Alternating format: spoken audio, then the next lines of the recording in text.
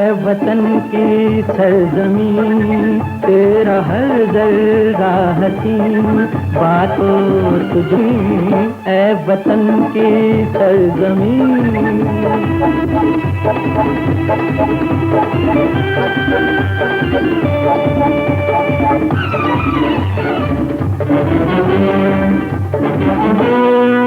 राहतों की रोशनी से जगमगाती बस्तियां तेरे शहरों से है जाहिर तेरी अजमत के निशान। तू हमारे कायदे आज़म की है एक यादगार। तू हमारी जान दिल है हम है तेरे जानसार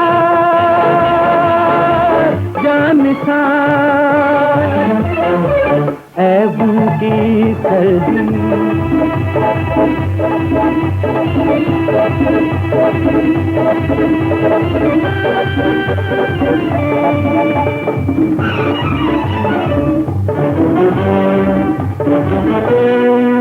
तेरी खिदमत कर रहे हैं आज मिलके मर्द-ओ-ज़न। मेहनतों की इंतहा है हौसले सब शिकन। मौत डर जाती है इनके नाराए तकबीर से। जाली कह कर ये टकरा जाते हैं तकदीर से तकदीर से। ऐ वतन की सरजमीन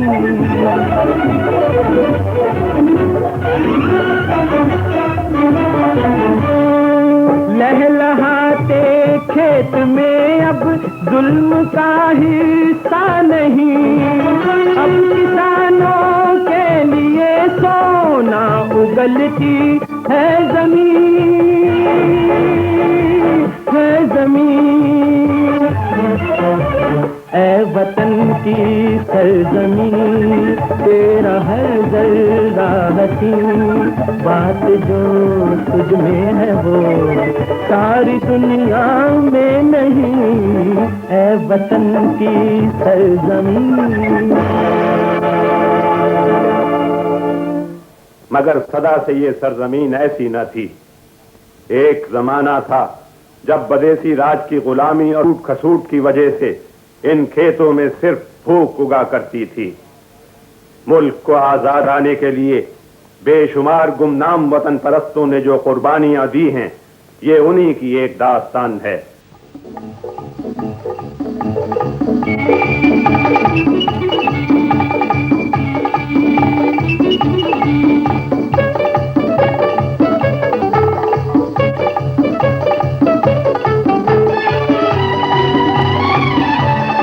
रोशन चाचा, उमरदीन, रोशन चाचा। बादल, इतने घबराए हुए क्यों हो? जल्दी करो चाचा, गोरा कमिश्नर आया है। गोरा कमिश्नर? हाँ चाचा, तेरे बेटे लाल का पैगाम है, लाम से आया है। क्या लाम खत्म हो गई बादल? तब क्यों नहीं आया? ये सब तो मैं नहीं जानता, इतना ही सुना था तेरे बेटे का पैगाम आया है, तुझे खुशखबरी देने चला आया। क्या बात है बाबा? उमरदीन, तू जाकर अंदर चारा काट ले, तेरे भाई लाल का पैगाम आया है, सुनकर अभी आया। चलो बादल।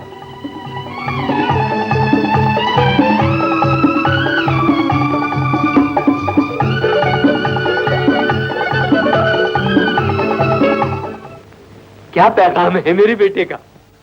रोशनदीन तुम्हारा नाम है? बेटे का नाम सुनकर मेरे चेहरे पर फैली हुई बेताबी से आपको कोई अंदाजा नहीं हुआ? रोशनदीन, आप रुक क्यों गए? बताइए लालदीन, खैरियत से तो है?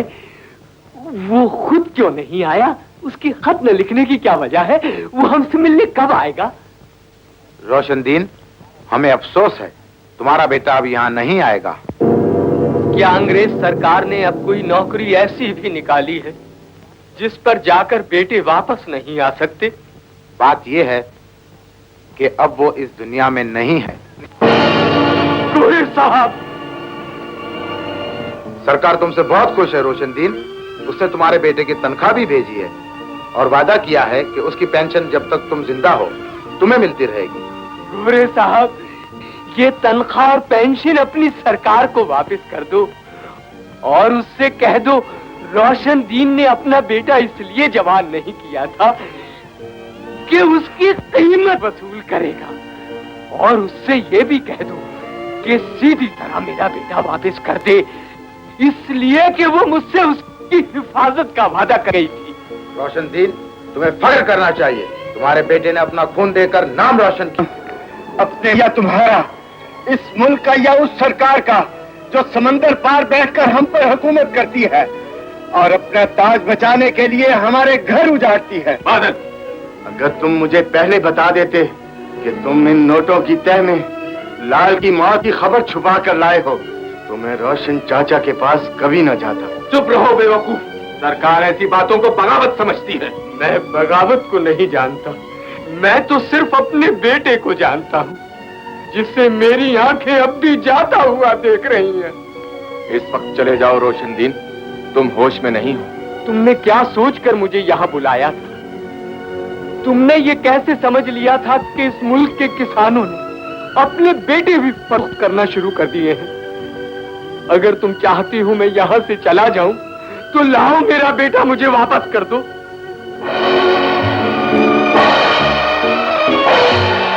जाने वाला ही जब आने का रिश्ता तोड़ गया है तो तुम भी चले चलो चाचा। किससे मांगते हो? अंग्रेज सरकार से, जो सिर्फ लेना ही जानती है, कुछ देना नहीं। आओ चाचा।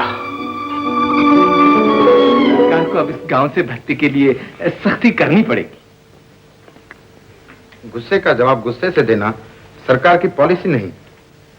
सरकार ये चाहती है कि काम भी हो जाए और सरकार के नाम पर दब्बा भी न लगे। ठीक है हुजूर, सरकार और सब कुछ सरकार की मंशा के ऐन मुताबिक हो जाएगा। आपकी कृपा होनी चाहिए।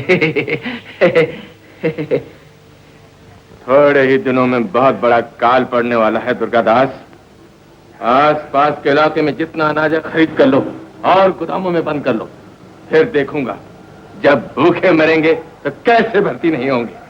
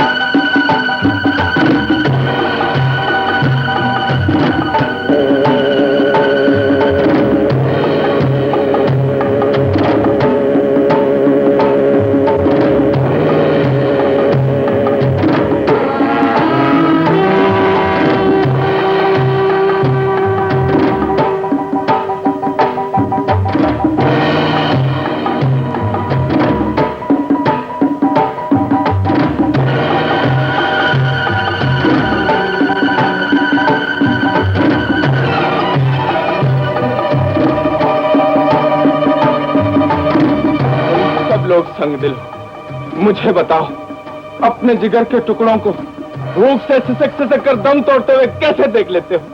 भगवान के लिए मान जाओ, सुबह कमिश्नर साहब आने वाले हैं। मैं उनसे कह दूंगा कि तुम सब भर्ती के लिए तैयार हो।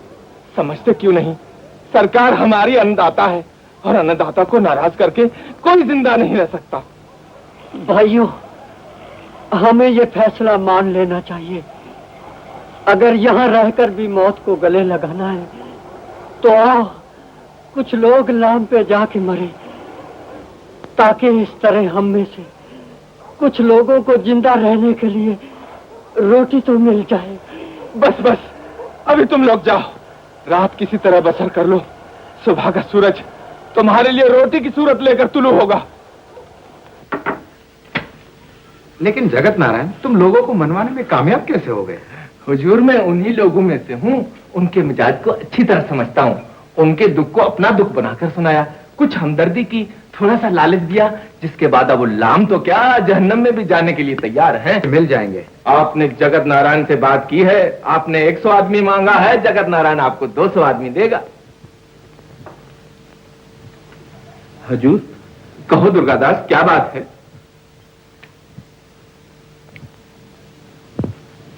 मैं अभी हाजिर हुआ सरकार।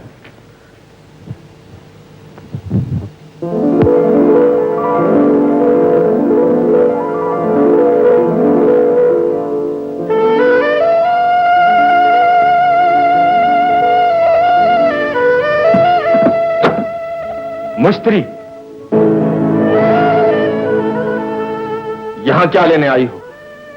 कुछ लेने नहीं आई, आज तुम्हें कुछ देने आई हूं। तुम मुझे क्या दोगी? तुम्हें क्या दिया है और तुमसे क्या लिया है ये नहीं बताऊंगी। इतना कहूंगी कि तुम्हारी बेटी तुमसे मिलने आई है। मेरी बेटी? हाँ सेठ, तुम्हारी बेटी बाहर गाड़ी में बैठी है। मुश्तरी बाई, बाजार क्या इतना मंदा हो गया है जो अपनी बदनामी को दूसरों की इज्जत बनाकर इस तरह रुपया बटोरने निकली हो? सेठ, मुश्तरी के कोठे पर आकर ये बात कहते तो वो तुम्हें इसका जवाब जरूर देती, लेकिन वो चुप इसलिए रहेगी कि तुम्हारे दरवाजे पर एक माँ बनकर आई है। तुम उसकी माँ हो सकती हो, लेकिन बाप कौन है ये तुम ही जानती हो। ये जानती थी, इसीलिए उसे गलत दरवाजे पर लेकर नहीं आई। खैरियत इसी में उसे लेकर चुपचाप लेकर यहाँ से चली जाओ और उसे समझा दो कि इस हवेली में इज्जतदार लोग रहते हैं। बहुत समझाया सेठ, मानती नहीं। इज्जतदार बाप का खून है, मेरी गोद में पली है, मेरे रास्तों पर चलना नहीं चाहती। तुम्हारा नाम लेती है, उसे इज्जत मांगती है। मुश्तरी, कान लपेट कर निकल जाओगी तो किसी को खबर न होगी और तुम्हारी इज्जत भी बच जाएगी, वरना सबके सामने जलील हो जाओगी। चली जाओ, निकल जाओ यहाँ से।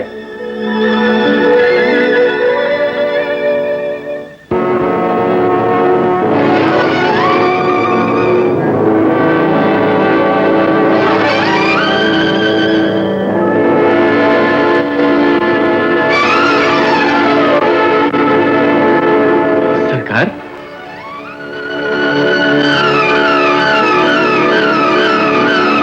के अलावा जागीर और बड़े खिताब के लिए भी सिफारिश करूंगा। दुर्गादास, दुर्गादास, दुर्गादास!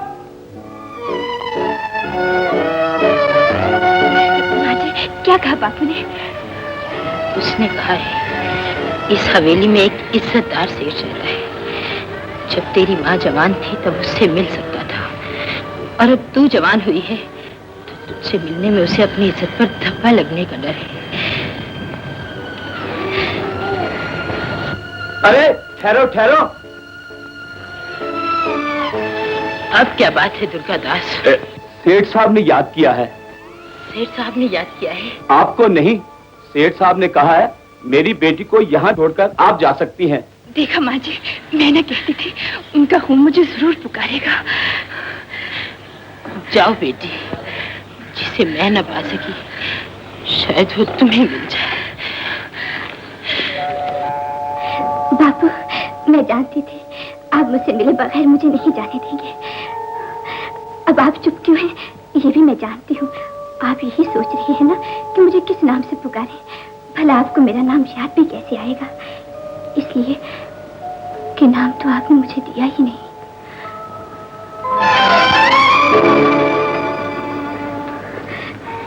मैं जानती हूँ मुझे गले लगाने से आपको क्या चीज रोक रही है। मैं बुरे माहौल में जरूर रही हूँ, लेकिन कमल भी तो कीचड़ में रहता है बापूजी, और फिर मुझे आपकी इज्जत का भी तो ख्याल था। यकीन कीजिए मैंने आपकी इज्जत पर धब्बा नहीं लगने दिया। मुझे चरण छूने दीजिए बापू, मेरे आसपास से गुजरे हुए सारे पाप धुल जाएंगे। इसकी जरूरत नहीं। बेटी अपने घर चली जाए तो भी उसे बापू के चरणों की जरूरत रहती है बापूजी, और फिर मुझे तो आपने इस घर से भी रुखसत भी नहीं किया। दुर्गादास। जी सरकार। दीवान खाने में इसके रहने का बंदोबस्त कर दो। आइए।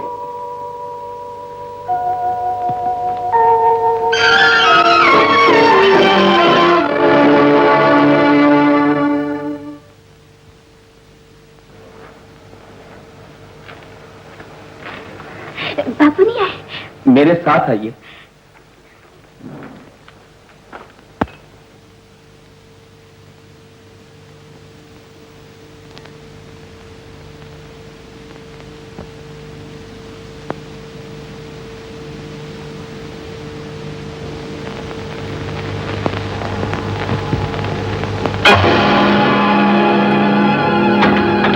दरवाजा खोलो, दरवाजा खोलो।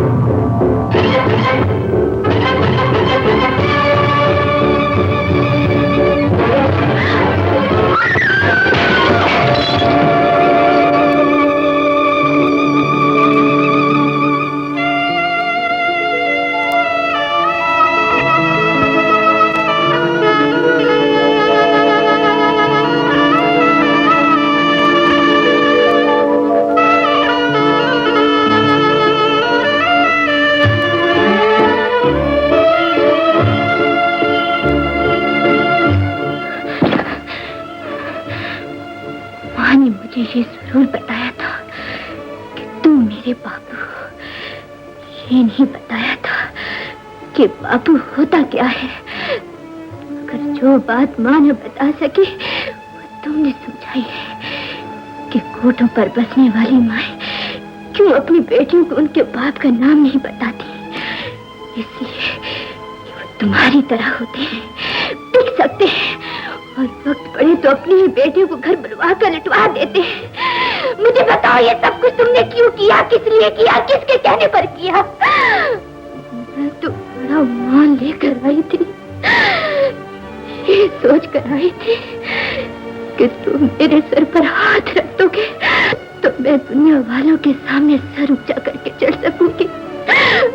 लेकिन तुमने तो मेरी झोली में अंगारे डालकर मुझसे इज्जतदारों की दुनिया में रहने का ख्वाब भी छीन लिया है।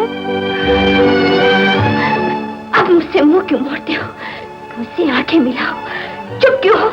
जवाब दो। और कुछ नहीं दे सकते तो मुझे गाली ही दो, इसलिए कि आज मेरी इज्जत दागदार हुई है। आज मैंने एक ऐसे गुनाह का बोझ उठाया है जिसे सौंपने वाला तुम हो। लेकिन तुम गाली भी क्या दोगे? इसलिए कि तुम एक बेगैरत इंसान हो और तुम्हें बेगैरत बनाने वाली वो गई सरकार है, वो बाहर से आए हुए ताजर है जो इस मुल्क के तुम्हारे जैसे कई इंसानों की गैरत चंद जागीरों और चंद खिताबों की बदले खरीद कर ले जा रही है। निकल जाओ यहाँ से। चिल्लाने की जरूरत नहीं, मैं जा रही हूँ और ये सोचकर जा रही हूँ कि इस दोज़ख की निस्बत वो कोठा एक ऐसी जन्नत है जहाँ आज तक मेरी इज्जत पर कोई हाथ नहीं बढ़ा सका। भूल जाऊंगी, जरूर मुस्कुराऊंगी और अब सारी जिंदगी मुस्कुराने के सिवा मुझे करना भी क्या है?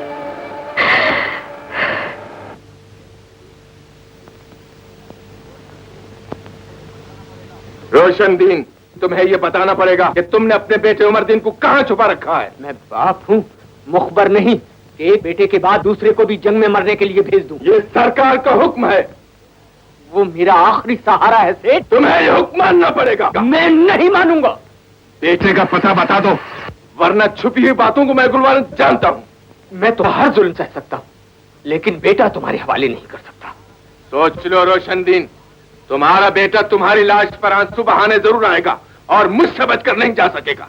जो कुछ कर सकते हो कर लो सेठ, और जो मुझसे हो सकेगा मैं कर लूंगा। तो ये बात है, इस बुढ़े को इतना मारो किसकी हड्डी हड्डी बोल।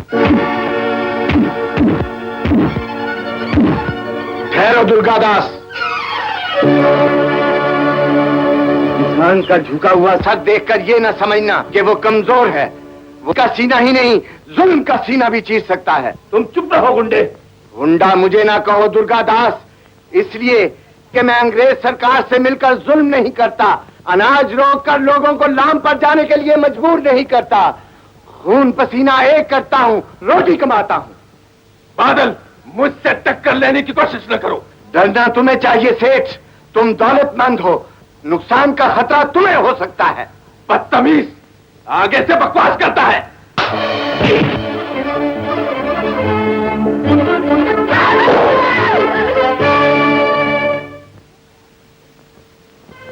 तुझे पराये झगड़ों में पड़ने की क्या जरूरत है बावले? ये धन वाले कमजोर और गरीब को इंसान नहीं समझते माँ। ये कहाँ का इंसाफ है? अपनी माँ से कसम था अब कभी किसी से झगड़ा नहीं करेगा। मगर माँ, और कुछ नहीं तो अपनी माँ का ही ख्याल कर। तुझे कुछ हो गया तो तेरी माँ जीते जी मर जाएगी बेटा। बादल, बादल, अंधेर हो गया, रोशन चाचा मर गया। मर गया? हाँ, पुलिस पूछगिछ के लिए सेठ के पास आई बैठी है। मगर तू कहाँ जा रहा है? अपनी हालत तो देख।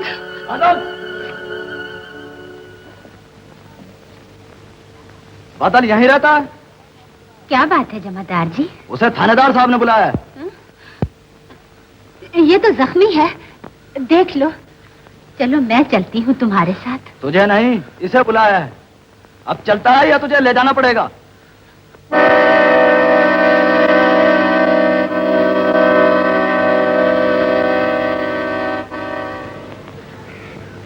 यही बदमाश सारे फसाद की जड़ है थानेदार साहब। इसने सब लोगों को भड़काया है कि अनाज लूट लो, और जब रोशन ने इसे मना किया तो इसने रोशन पे हमला करके इसे मार दिया। और जब हम बीच बचाव करने लगे तो ये हमसे भी लड़ पड़ा। ये झूठ है। झूठ सच का भी पता लग जाएगा। क्यों बे कलवा, तू क्या कहता है? सेठ जी ठीक कहते हैं, बादल ही रोशन चाचा को। हाँ हाँ कहो, रुकेंगे। बादल ही रोशन चाचा को मारा है।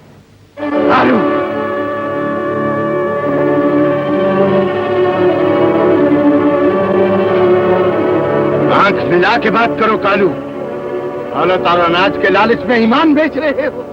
देखा आपने कैसी अकड़ दिखाता है। ये तो छटावा गुंडा है थानेदार साहब, गरीबों को अमीरों के खिलाफ भड़काता। और तूने क्या देखा? बादल ने रोशन चाचा को मारा था सरकार।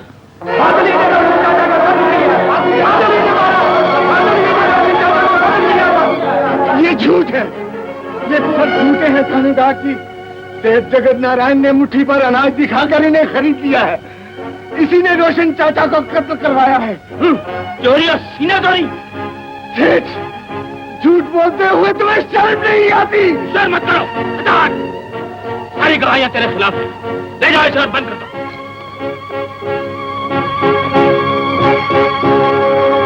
देखता कैसे है, जैसे खा ही जाएगा। फांसी के बाद अकड़ी गर्दन ठीक हो जाएगी।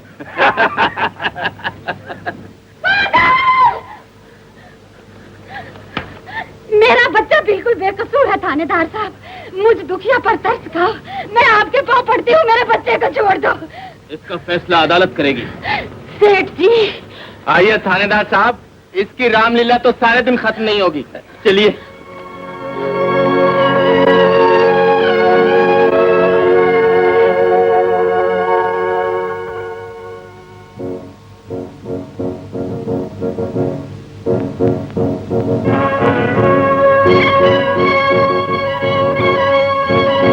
सारी गवाहियां तेरे खिलाफ हैं बादल। तू बेमौत मारा जाएगा, बेमौत मारा जाएगा। नहीं नहीं, मैं कुत्ते की मौत नहीं मरूंगा।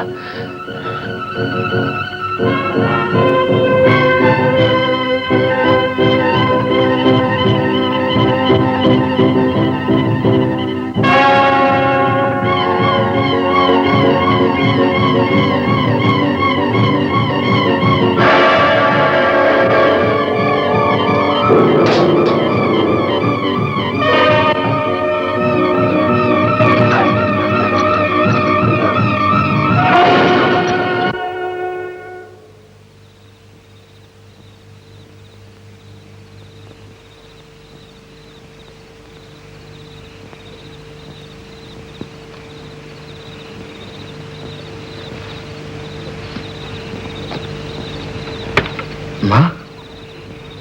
बादल, तू आ गया मेरी लाल। थानेदार ने छोड़ दिया तुझे? आहिस्ता बोल माँ। थानेदार ने नहीं छोड़ा, भाग कर आया हूँ। औलाद से भागकर? हाँ माँ। ये तूने क्या किया पगले? और क्या करता माँ, बेगुनाह फांसी चढ़ जाता। बादल, सबने रोटी के टुकड़ों के पीछे अपना धर्म ईमान बेच दिया है। सारी गवाहियां मेरे खिलाफ है माँ। बस्ती वालों ने मेरे खिलाफ गवाही दी है। वो सब झूठ बकते हैं। अदालत तेरे हक में फैसला करेगी। दुनिया में अंधेर तो नहीं।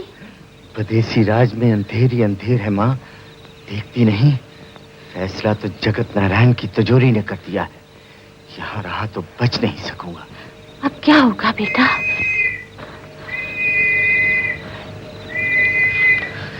मेरे लिए दुआ करना माँ। मैं जा रहा हूँ, घबराना नहीं। कभी कभी मिलने आ जाया करूंगा। सर के जख्म का ख्याल रखना बेटा।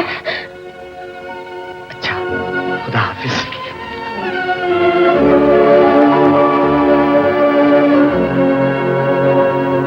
मैं कुछ नहीं जानता। अगर कल तक बादल का पता ना चला तो एक एक को टिकटिकी लगवा दूंगा। बच्चों की कसम आई बाप, हमने तो उसकी सूरत भी नहीं देखी। ये सब झूठ बकते हैं थानेदार साहब। इस तरह काम नहीं चलेगा। तो फिर सरकार, बादल की मां को पकड़ लिया जाए तो वो अपनी मां को मिलने जरूर आएगा। रामलाल, आओ मेरे साथ।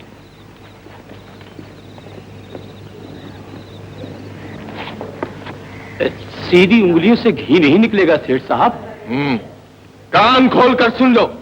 पुलिस कुछ करे या न करे, अगर 12 घंटे के अंदर अंदर बादल का पता ना बताए तो सारी बस्ती को आग लगा दूंगा, फूंक दूंगा।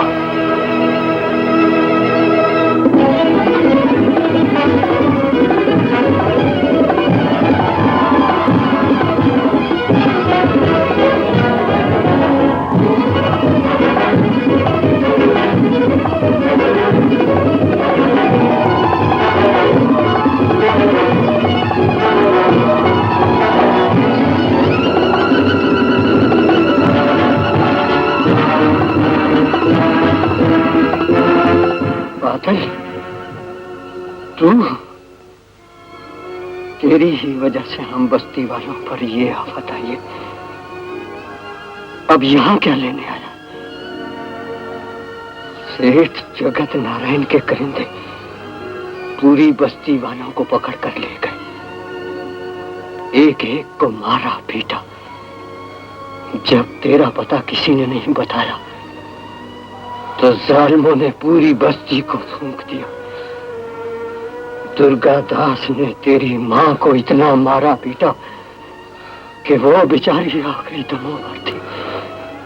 कहीं वो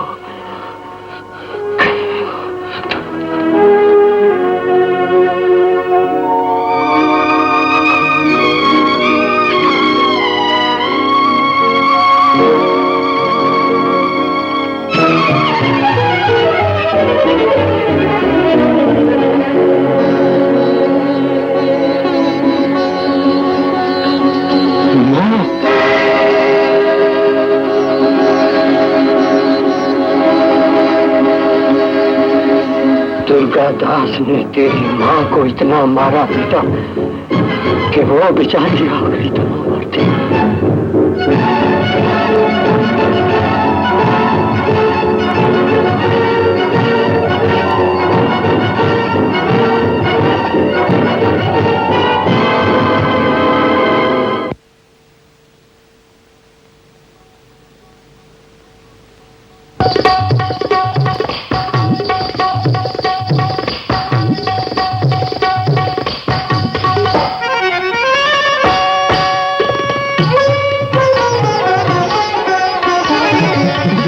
भटका भटका जाने कहाँ पे दिल है अटका, मस्की चुनरी टूटा मटका, दिल में खटका हर आहट का, चुगली करे तोरी नीची नजरिया नजरिया नजरिया। गिर गई मोरे माथे की बिंदिया, गिर गई मोरे माथे की बिंदिया, कहा कहेगी अब सास ननदिया। गिर गई मोरे माथे की बिंदिया, मन हर जाना था बड़ा नटखट, छेड़ के रहते मोरी उलझा दी लटे, कहा कहेगी अब सास ननदिया। गिर गई मोरे माथे की बिंदिया।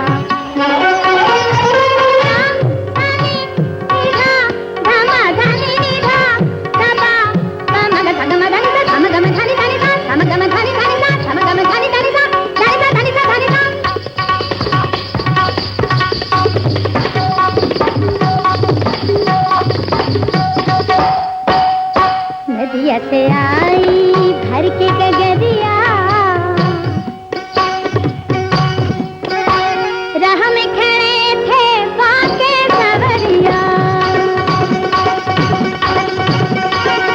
मिल गई उनसे यूं ही नजरिया, सिमट गई मच्छर की गगरिया गगरिया गगरिया, भीग गई मोरी पूरी चुनरिया, कहा कहेगी अब सास ननदिया। गिर गए मोरे माथे की बिंदिया।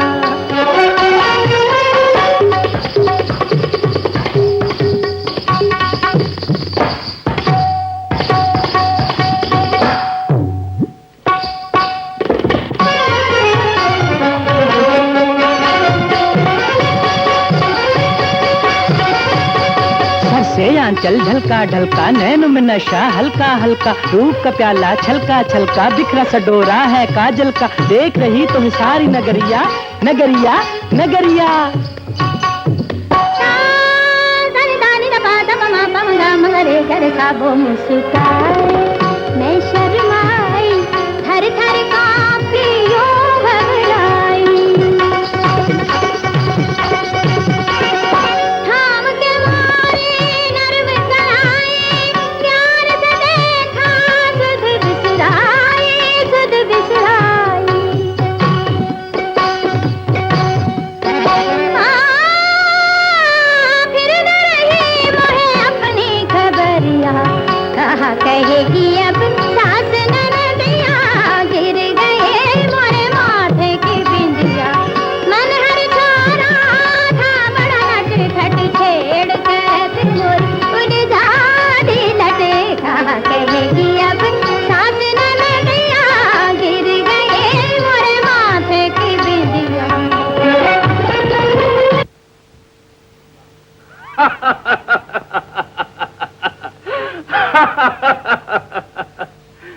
जियो पुतली भाई, कसम से दिल खुश कर दिया।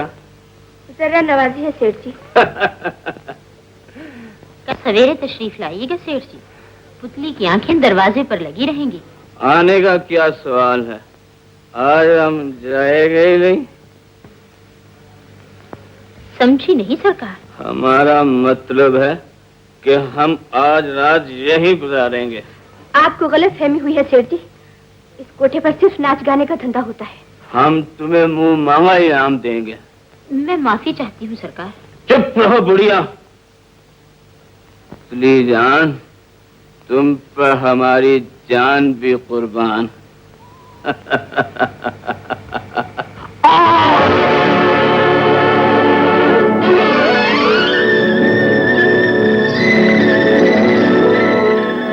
आज बादल ने अपना बदला ले लिया है।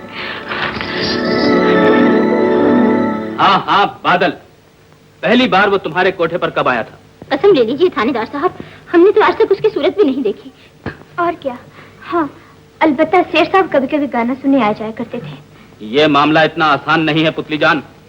तुम्हारे कोठे पर एक मालदार आदमी का कत्ल हुआ है और कातिल कोई मामूली उचक्का नहीं, पुलिस का मफरूर है। मगर थानेदार साहब, हम तो बिल्कुल बेकसूर हैं। इसका भी पता चल जाएगा। पुलिस तफ्तीश कर रही है, हमसे कोई माई का लाल असलियत नहीं छुपा सकता। थानेदार साहब, आप तो ऐसे कह रहे हैं जैसे हम ही कातिल हैं। कातिल हो या कातिल की तरफदार, कल सुबह थाने आकर अपने बयानात लिखवाना। या इलाही, मिट जाए ये निगोड़ा बादल, बैठे बिठाए हमें भी आफत में फंसा दिया। बादल,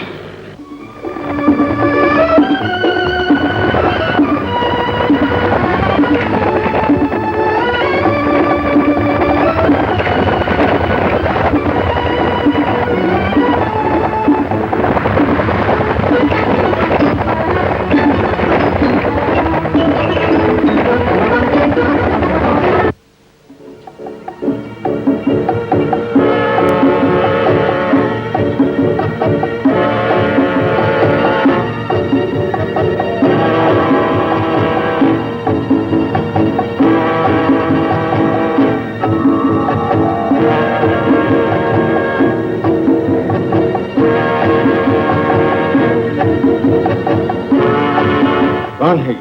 एक तवाइफ है सरदार, जिम्मेदार के घर मुजरा करने के लिए आई थी। अकड़ दिखाने लगी, मैं उठा लाया।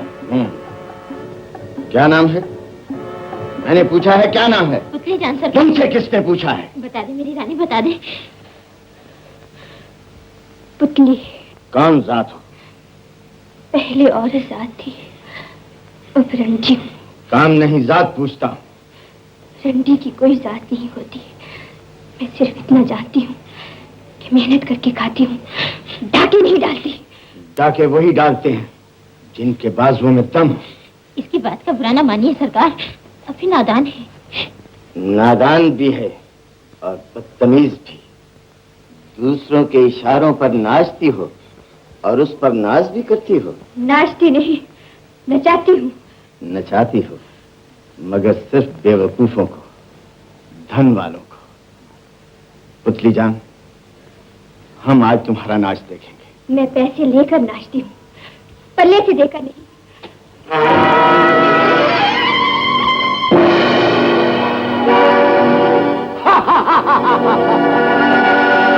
दिल वाली लड़की हो, बहादुर। इनका लूटा हुआ माल वापस कर दो। हमारे सामने मुजरा करो, खुश करोगी तो सोने में तोल दूंगा। बादल डाकू हूं, कोई ऐसा वैसा नहीं। जिसने मेरा नाच देखना होता है पहले मेरे कोठे पर आता है। पुतली जान हूं, कोई ऐसी वैसी नहीं। पर तुम शायद वहां नहीं पहुंच सकोगे। क्यों? इसलिए कि वहां पुलिस तुम्हारी ताक में है और तुम सिर्फ उस जगह जाते हो जहां तुम्हारे मुकाबले के लिए कोई मौजूद ना हो। सारी दुनिया जानती है कि बादल बुज़दिल नहीं। तुम्हारी बहादुरी का सबूत तो मैं अपनी आंखों से देख चुकी हूँ। जब तुमने मेरे कोठे पर दुर्गा दास का खून किया था। वो जालिम था, मैंने उससे इंतकाम लिया था। इंतकाम लेने वाले चोरों की तरह नहीं आते, बहादुरों की तरह दुश्मन को ललकारते हुए आते हैं। इंतकाम के जोश में तुम ये देखना भी भूल गए कि तुम्हारा छुरा दुर्गा दास की छाती पर नहीं, उसकी पीठ में लगा था। क्या बकती हो? सारे में बादल की बहादुरी की धाक बैठी हुई है। लोग मेरे नाम से कांपते हैं। जरूर कांपते हैं, मगर तुम्हारी बहादुरी से नहीं, अपनी बेबसी और लाचारी से। जिनके हाथ में लाठी भी ना हो, वो तुम्हारे हाथ में पिस्तौल देकर डर जाते हैं। तुम बेकसूर दुल्हनों से उनका सुहाग और मौन से उनके पेट छीन लेते हो और समझते हो कि गांव गांव तुम्हारी दिलेरी के चलते हैं। चुप रहो। मैं चुप नहीं रहूंगी, चाहे मुझे जान से मार दो। बादल डाकू, कितनी आसानी से तुम्हारे साथी मुझे उठा लाए। डंडी हूँ, मेरा कोई चौड़ी छाती वाला भाई नहीं जो तुम्हें ललकारे, कोई हालत नहीं जो मेरी बेइज्जती का बदला लेने के लिए तुम्हारी अकड़ी हुई गर्दन को तोड़ दे। तुम्हारी बहादुरी तुम्हें उस वक्त मानूं जब तुम बीच मैदान गोलियों की बारिश में 7 भाइयों की बहन को उठा कर ले आओ। तुम्हारा सोच भी बस एक बेस्वासा ही चलता है। क्या बकती है?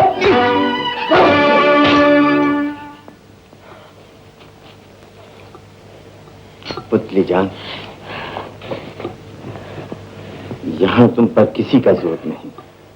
तुम अपने ख्यालों की तरह आजाद हो। तुम्हें हिफाजत के साथ वापस भिजवा दिया जाएगा। बादल को जब तुम्हारा मुजरा देखना होगा। गरम मिजाजी किसी दिन हमें मुसीबत में फंसा कर रहेगी। कौन? थानेदार जी। तस्लीम मान, आइए तशरीफ लाइए। कैसे ख्याल आ गया हम गरीबों का?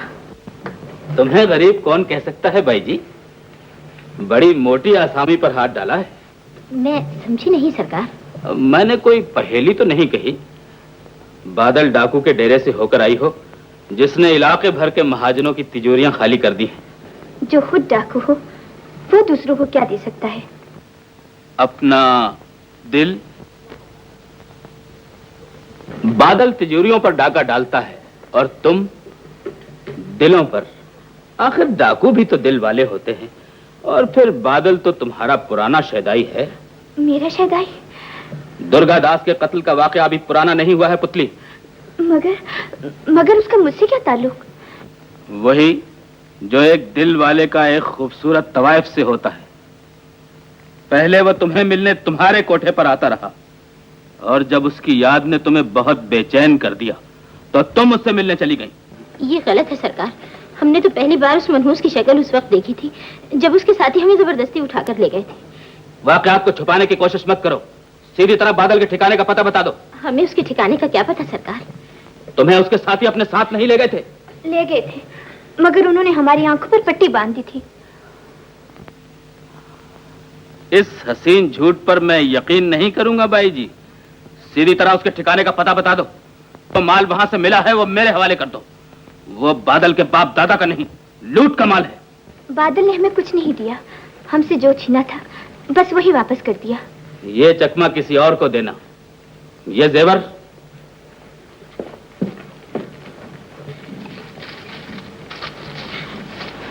ये सब हमारे जेवर हैं। ये नाजो अदा गाहकों के लिए उठा रखो। मुझ पर इनका कोई असर नहीं होगा। मेरी बात तो सुनिए सरकार। जो कुछ कहना है थाने में आकर कहना।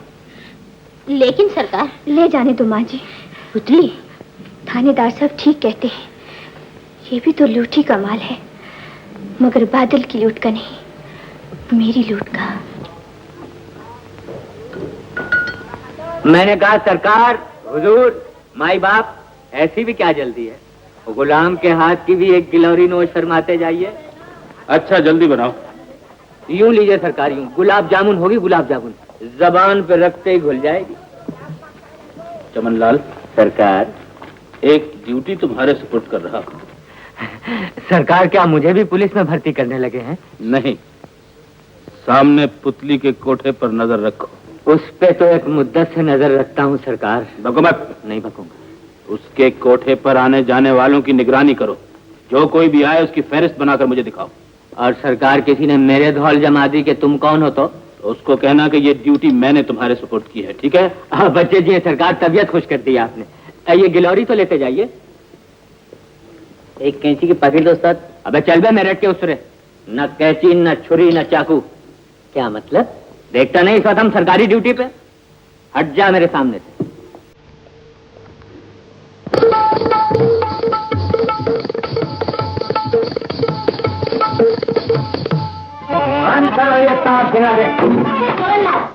आप चुप रहे भाई जी, आप मेरी इज्जत की जगह। चमला, क्या चाहते हो? चाहता तो बहुत कुछ हूँ, फिलहाल तफ्तीश करना चाहता हूँ। तफ्तीश? कैसी तफ्तीश? इस कोठे पे आने जाने वालों की तफ्तीश। वो क्यों? फर्ज के हाथों मजबूर हूँ।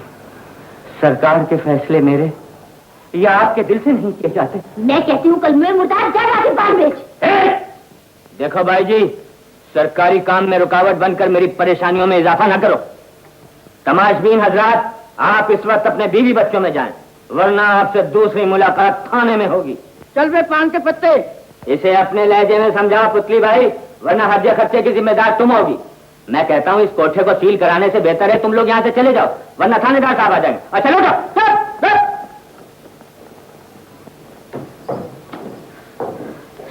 हाय तुझे ढाई घड़ी की मौत आए, तुझे आखिरी वक्त पानी मांगना नसीब ना हो, ये तूने क्या किया?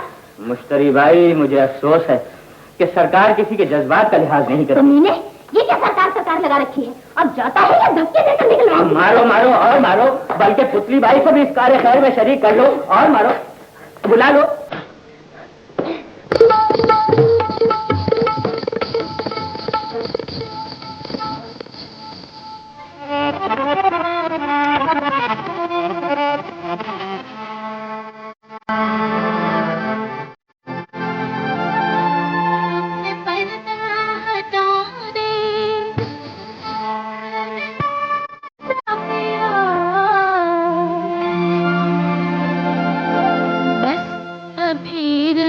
महफिल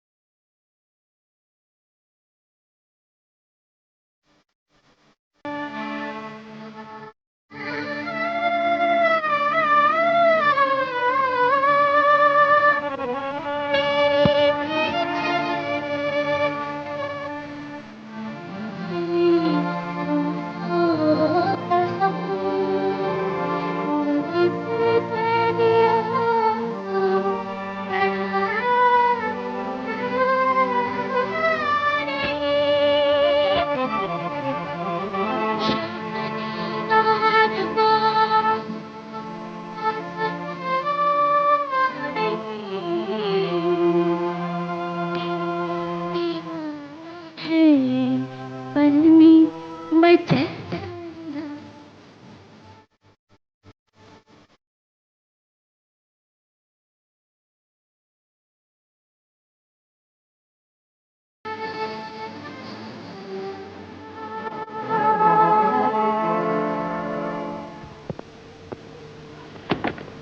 ठहरो, ये मेरा रुपया है।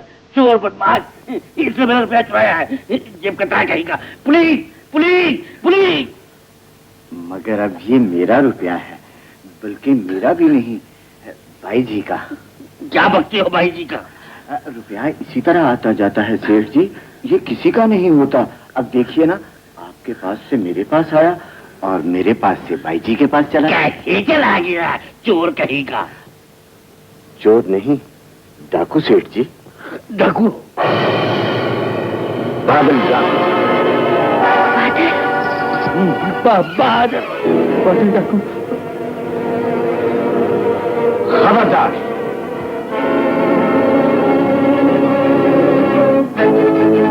कोई अपनी जगह से ना हिले।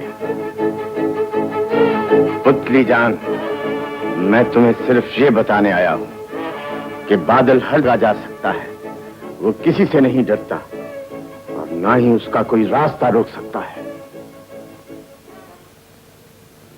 अब चुप क्यों हो? शायद उस दिन की कड़वी बातों पर पछता रही हो। छोड़ो, जाने दो, मैं उन्हें भूल चुका हूं। मैंने तुम्हारा क्या बिगाड़ा है जो तुम मुझे बर्बाद करने पर तुल गए हो? बाजार में और भी गाने वालियां हैं, मगर आग लगाने के लिए तुमने मेरे ही घर को क्यों ताका है? पहले मेरे कोठे पर एक बेगुनाह के खून से हाथ रंगे, फिर तुम्हारे साथी मुझे उठाकर ले गए। मैं पूछती हूँ कि हम बेसुआ को किसी भी सूरत जिंदा रहने का कातिल नहीं, औरों की तरह डाकू का बस भी हम पर ही चलता है। क्या कह रही हो? मैं कहती हूँ लूटना है तो एक ही बार लूट लो, जला दो इस घर को, मगर खुदा के लिए मेरा पीछा न करो। दुनिया वालों ने घर से बाजार में पहुंचा दिया और अब तुम बाजार से जेल में पहुंचाना चाहते हो। सरकार, पुलिस को शक है कि हम आपसे मिले हुए हैं। वो हमसे आपके ठिकाने का पता पूछते हैं। हमें हर रोज थाने में हाजिरी देनी पड़ती है। हमारा जो जेवर आपने वापस कर दिया था वो भी थानेदार ने छीन लिया है।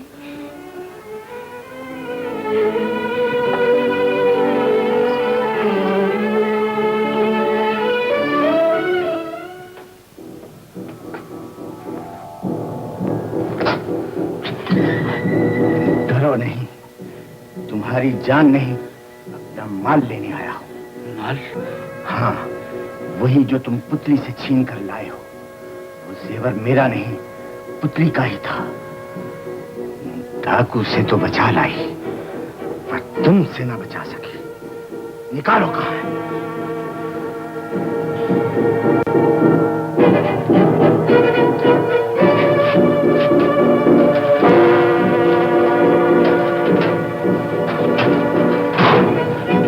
थानेदार साहब, तुम्हारा काम लोगों की हिफाजत करना है, मेरी तरह उन्हें लूटना नहीं।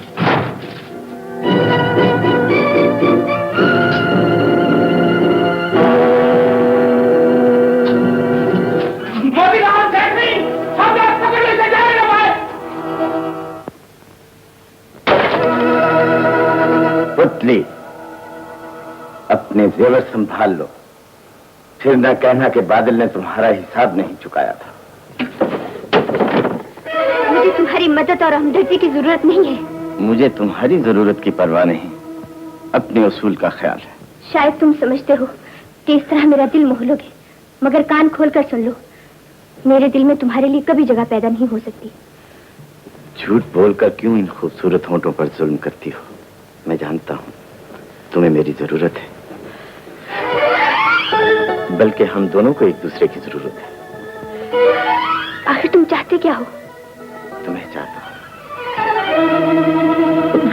वो पुलिस कहाँ है? उधर बाजार में। अब क्या होगा? वो ऊपर आ गए तो बंद करते हो। तुम यहाँ से फौरन चले जाओ। किस लिए? सुना नहीं पुलिस तुम्हारी तलाश में है? क्या देख रहे हो? जाते क्यों नहीं? भाग जाओ, खुदा के लिए जल्दी चले जाओ, पुलिस आगे तो पकड़े जाओगे।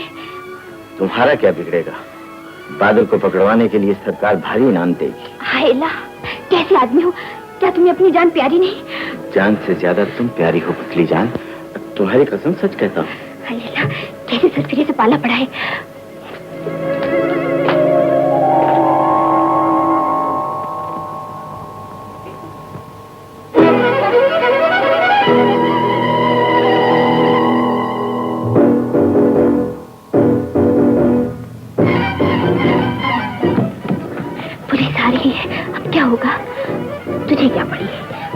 भी पकड़ा जाए। ऐसा ना कहो माँ जी, बादल हमारे घर पकड़ा गया तो सारे डाकू हमारे खिलाफ हो जाएंगे।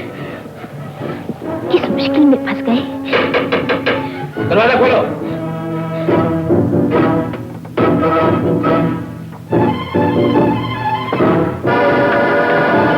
वो अभी यहाँ आया था, कहाँ गया? कौन? बादल। जी यहाँ तो कोई नहीं आया थानेदार साहब। मैं नहीं जानता, वो यहाँ जरूर आया होगा। बोलो कहाँ गया? ढूंढ लीजिए, होगा तो मिल जाएगा।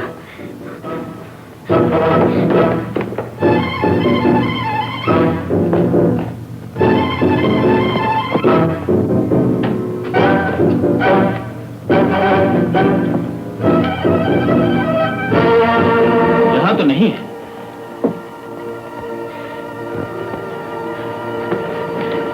वो यहाँ जरूर आएगा, फौरन थाने में इतला देना।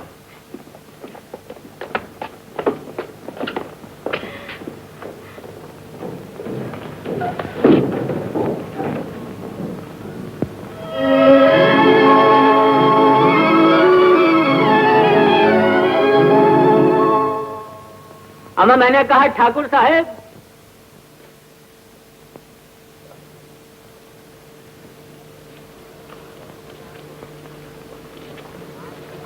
माफ कीजिए, आपका रास्ता काट दिया। आप पुतली जान के कोठे से तो नहीं आ रहे? क्यों? आपने वहाँ कोई ऐसा आदमी तो नहीं देखा जो सूरज शक्ल से डाकू नजर आता हो? सूरज से तो डाकू मैं ही नजर आता हूँ। डाकू? अजी छोड़िए, आप तो मजाक करते हैं। क्या बात है, पुलिस के मुखबिर मालूम होते हो। बच्चे जीते रहे, खूब पहचाना सरकार ने। अजी जब से पुतली की एक डाकू से आशनाई हुई है, अपने मजे आ गए। माँ कसम ठाकुर साहब, बादल दुनिया के लिए बहुत बुरा होगा, पर अपने लिए भाई बड़ा भागवान। वो कैसे? जब से उसने पुतली के यहाँ आना जाना शुरू किया है, अपने मजे आ गए। थानेदार साहब ने खबर देने की ड्यूटी पे लगा दिया। यहाँ से वहाँ तक सारे बाजार पे अपना ही राज है। मगर खतरा भी तो है। खतरा? खतरा कैसा? अगर बादल को मालूम हो गया तो जिंदा नहीं छोड़ेगा। अजी ऐसे ऐसे सैकड़ों बादल देखे हैं, अगर मेरे सामने आ जाए तो गर्दन मरोड़ के बादल से बदलिया बना दूं। आप उसे डाकू कहते हैं? वो तो कोई बहुत ही मामूली चोर उचक्करी उछाल किस्म का आदमी मालूम होता है। छोटी मोटी डकैतियां करता है, अपना पेट पाल लेता है। अच्छा, और क्या? मैंने कहा थानेदार साहब, एक गिलौरी तो खाते जाइए। फिर कभी सही, अभी मुझे जरूरी काम जाना है। ये बेचारा थानेदार अपना पुराना यार है।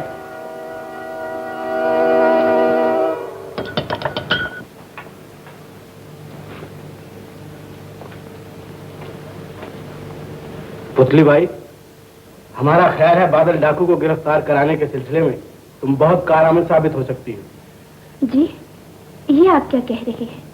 मेरा बादल से क्या वास्ता? मगर उसको तो तुमसे वास्ता है ना, वरना वो जान हथेली पर रखकर तुम्हारे पास ना आता। मैं बाजार में बैठने वाली हूँ सरकार।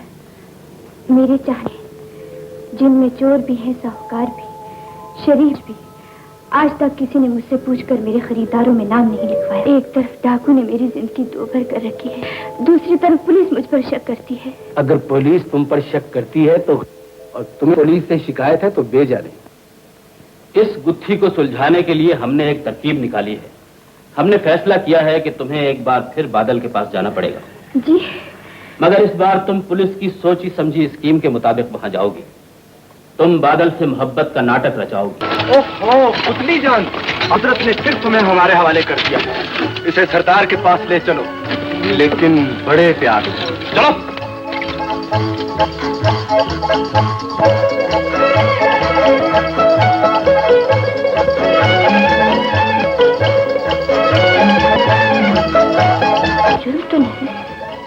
जुर्म तो नहीं, लेकिन हर गुनाह को जुर्माना देना पड़ता है। मुझे क्या जुर्माना देना पड़ेगा? तुम यहाँ मेहमान बनकर रहोगी। मेहमान या कैदी? जिस वक्त चाहोगी वापस भेज दिया जाएगा। डरो नहीं, हम डाकू भी इंसान होते हैं। इंसान होते तो इंसानों के मुंह से होली न निकले। मर्द की नजर खूब पहचानती हो, जानती हो कि बादल हरी कड़वी बात भी सह सकता है। वही कहती हूँ जो मन में आए। तो यूं कहो कि मन मौज हो, पर जबान की बहुत कच्ची हो। याद है तुमने कहा था कि जिसने मेरा नाच देखना हो पहले मेरे कोठे पर आए। याद है। मिजाज की बहुत खराब हो। नहीं, दिल? अपने पास दिल कहाँ बाबू?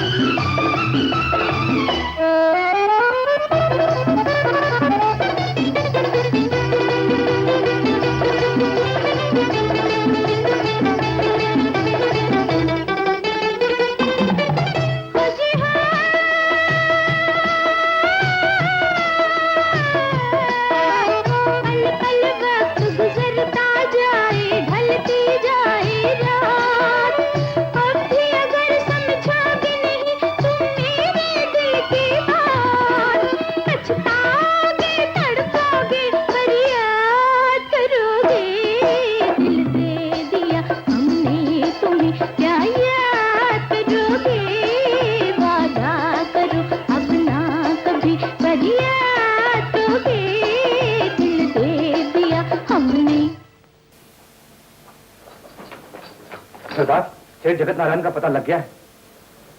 कहाँ है? कल सुबह अपनी बारात लेकर शकरगढ़ जा रहा है। बारात लेकर?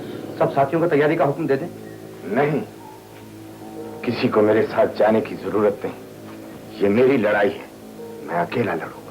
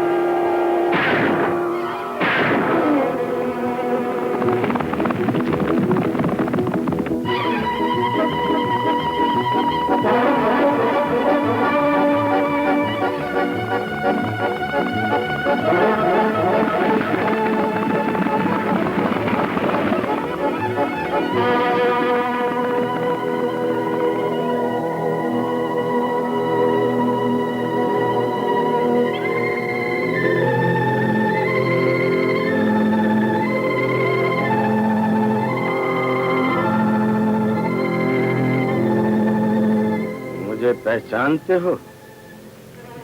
बादल। हाँ, बादल, जिसे फांसी पर लटकाने के लिए तुमने झूठी गवाही दी थी, मगर आज तुम खुद मौत के दरवाजे पर खड़े हो। और मैं जिंदा हूँ, आज भी जिंदा हूँ और कल भी जिंदा रहूंगा। बादल, मैंने कुछ नहीं किया।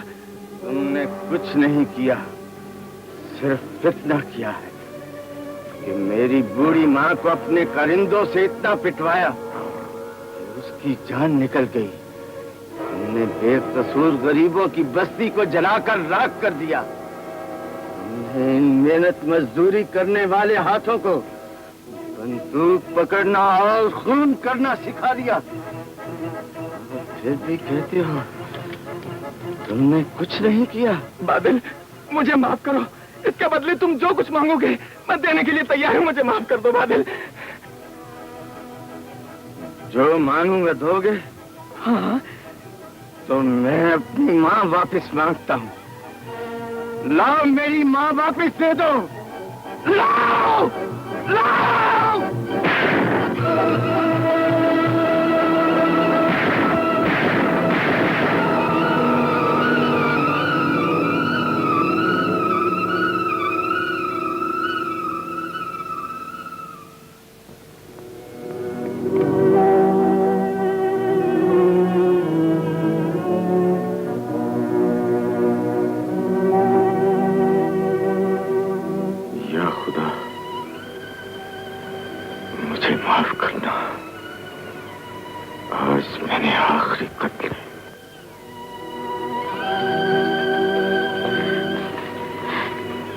करना इतना जरूरी था, तुझे पछतावा कैसा? पछतावा नहीं पुत्र, मेरे सीने पे एक बोझ था जो आज उतर गया है। मेरे डाकू बनने का एक मकसद था जो आज पूरा हो गया है। डाकू बनने के लिए क्या किसी मकसद की जरूरत होती है? पुतली, तवाइफ बनने के लिए क्या किसी मकसद की जरूरत नहीं होती? फादर, हमारे पेशे मुख्तलिफ, लेकिन मकसद एक है पुतली। मैं तुम्हारा जख्म नहीं कुरेदूंगा, लेकिन ये जरूर बताऊंगा कि मैं डाकू कैसे बना, मैंने कत्ल क्यों किए।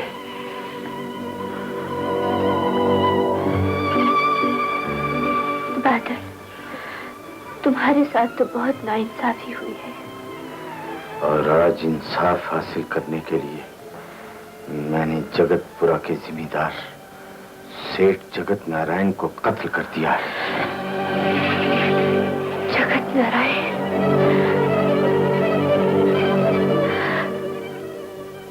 वो जालिम था पुतली, इंसान नहीं था। बेहिस था, उसके सीने में दिल नहीं था। बेगैरत था, किसी बेटी का बाप नहीं था। वो मेरा बाप था बादल। बाप?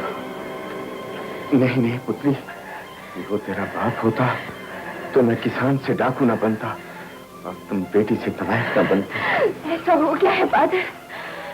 नहीं, ऐसा नहीं हुआ पुतली। मैंने तुम्हारे बाप को कत्ल नहीं किया, उसे मैं कैसे कत्ल कर सकता था? मैंने एक जुल्म का खात्मा किया है, एक बेइंसाफी का खून किया है, वो रास्ता बंद किया है जिस पर चलकर हम दोनों यहां तक पहुंचे। हाँ कहो पुतली, हाँ नहीं कहती तो ना ही कहो, कुछ तो कहो। अगर दिल मानता है, यकीन करती हो, यही समझती हो कि मेरे हाथों कत्ल होने वाला तुम्हारा बाप ही था, तो ये लो पिस्तौल, गोली चलाओ और मुझसे अपने बाप का इंतकाम ले लो।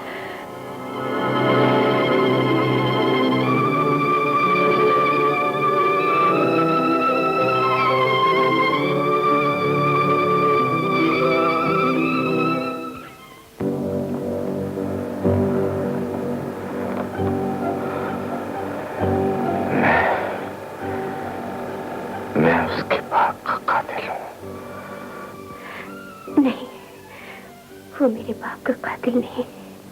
वो मुझे कभी माफ नहीं करेगी। वो बिल्कुल बेकसूर है। उसे यकीन क्यों नहीं आता? कानून उसे मुजरिम समझता है, लोग उसे नफरत करते हैं, लेकिन उसे मोहब्बत की जरूरत है। बस डोल गई पुतली, तुम तो पुलिस से वादा करके आई थी कि कल बादल को लेकर जाओगी। नहीं, मैं बादल को पुलिस के हवाले नहीं करूंगी। मैं यहाँ से अकेले ही जाऊंगी।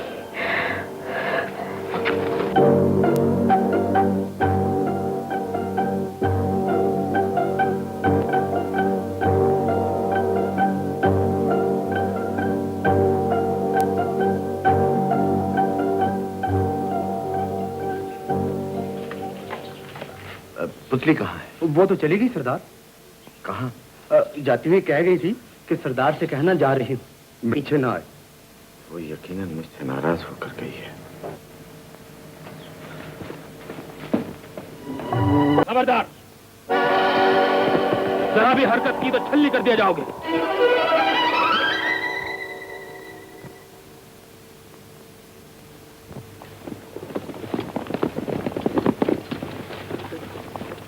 शाबाश पुतली, तुमने अपना काम बहुत होशियारी से किया है। सरकार तुम्हें भारी इनाम देगी। चलो।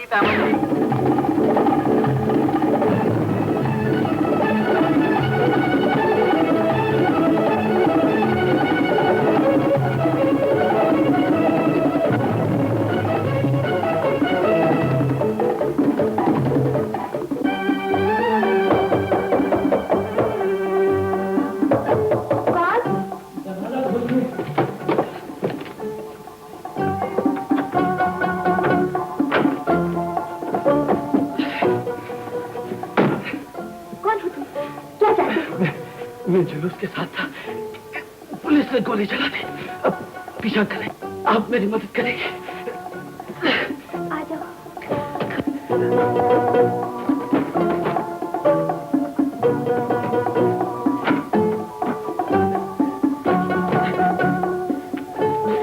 इस कमरे में चले जाओ, जल्दी करो। दरवाजा खोलो।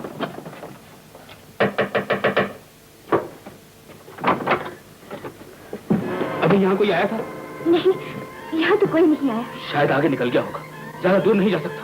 चलो।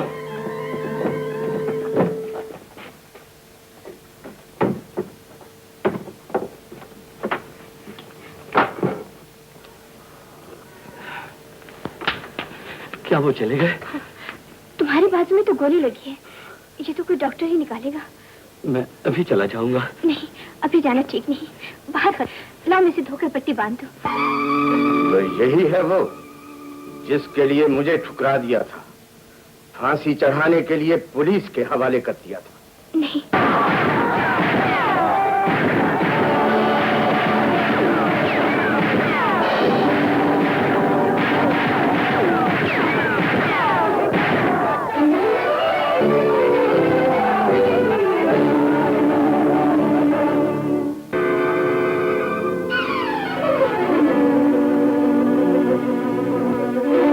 कोई बात नहीं है। मैं सब कुछ जान गया। इसे कुछ ना कहो, ये तो पहले ही पुलिस की गोली से जख्मी है। मगर बादल की गोली जख्मी करना नहीं, सिर्फ जान लेना ही जानती है। तुम इससे प्यार करती हो? नहीं। ये तुमसे प्यार करता है? नहीं नहीं। तुम दोनों एक दूसरे से प्यार करते हो? ये गलत है। मैं तो मत। जरा अपने चाहने वाले को तो देखो, मौत के डर से चेहरा सफेद हो गया है। कैसे डरपोक से दिल लगाया है। नहीं नहीं नहीं, मैं इससे प्यार नहीं करती मगर तुमसे नफरत करती हूँ। पिस्तौल हाथ में लेकर बड़े सूरमा बने फिरते हो, मगर ये नहीं जानते कि बहादुरी का मतलब क्या है। एक तुम हो जो अपने आप को बहादुर कहते हो, मगर पुलिस के डर से भागते फिरते हो। एक ये है जो पुलिस की गोलियों के सामने सीना तान कर निहत्था खड़ा हो जाता है।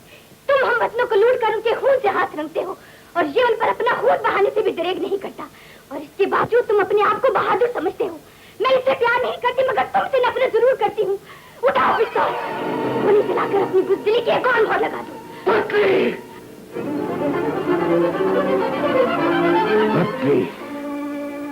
आया तो था मैं तुम्हें कत्ल करने, लेकिन जो कुछ देखा और जो कुछ सुना है उसके बाद मैं तुम्हें माफ करता हूँ। अपनी माफी अपने साथ लेके जाओ, मुझे इसकी जरूरत नहीं, इसलिए कि मैंने ऐसा कोई काम नहीं किया जिसके लिए मेरा दिल मुझे मुजरिम समझता हो। अगर मैं तुम्हें पकड़वाना चाहती तो पनाहगाह से अकेली न निकलती, तुम्हें साथ लेकर चलती। मोहतरमा, मोहतरमा, तवाइफ, इज्जत फरोश, मगर कौम फरोश तो नहीं है। साथियों, हमारा वतन जल रहा है। लोगों ने अंग्रेज की गुलामी का खात्मा करने के लिए सरधड़ की बाजी लगा दी है। स्कूलों और कॉलेजों के निहत्थे लड़कों के सीने अंग्रेज की गोलियों ने छलनी कर दिए हैं। हम ये अंधेर बर्दाश्त नहीं करेंगे।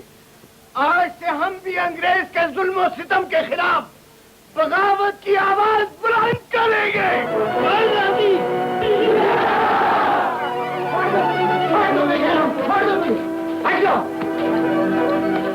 कौन है ये? मैं करीब तालिब इल्म, मैंने गांव गांव फिरकर ये चंदा इकट्ठा किया था जो तुम्हारे साथियों ने छीन लिया। चंदा किसके लिए? कौन के लिए? उन नहत्ते इनकलाबियों के लिए जो गैर मुल्की हुकूमत से आजादी हासिल करने के लिए जान की बाजी लगा चुके। उन्हें गोला बारूद की जरूरत है, उन्हें हथियारों की जरूरत है। इनकलाबियों से तुम्हारा क्या ताल्लुक है? मैं उनके खुफिया गिरोह का मेंबर हूँ। कोई सबूत? हमारे गिरोह में शामिल होने से पहले हर शख्स जलती हुई शमा पर हाथ रखकर कसम खाता है कि आजादी की जंग में किसी भी कुर्बानी से दरेग नहीं करेगा। नौजवान, ये एक दोस्त का हाथ है, एक बागी का हाथ है। इनका रुपया वापस लौटा दो और जो कुछ हमारे पास है वो भी इन्हें ला दो। आजादी की लड़ाई के लिए ये हमारा पहला नजराना है। इसके बाद अगर जान भी नजर करनी पड़ी तो इनकार ना होगा। हमारा लीडर आपसे मिलकर बहुत खुश होगा। अपने लीडर को हमारा सलाम पहुंचाना और कहना कि आज के बाद हम डाकू नहीं, गैर मुल्की हुकूमत के बागी हैं। हम अपने भाइयों के साथ शाना बशाना लड़ेंगे।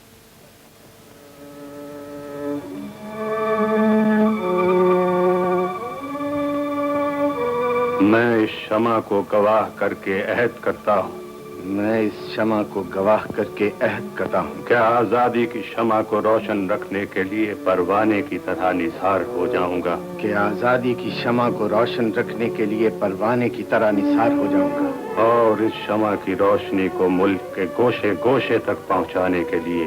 और इस शमा की रोशनी को मुल्क के गोशे गोशे तक पहुंचाने के लिए जान की बाजी लगा दूंगा। जान की बाजी लगा दूंगा। बादल डाकू ने अंग्रेजी हुकूमत के खिलाफ बगावत कर दी, असला से भरी हुई ट्रेन उलट दी। बादल बागी बन गया, बादल अंग्रेजी सरकार का बागी बन गया। बादल को जिंदा या मुर्दा गिरफ्तार कराने के लिए 10,000 रुपए का इनाम, 10,000 रुपए का इनाम। भाई जी, कुछ और भी सुना है तुमने? बादल डाकू की शियामत आई है, आजकल सरकारी गाड़ियों पर भी हमला करने लगा है। तुम्हें किसने बताया? ये देखिए अकबर।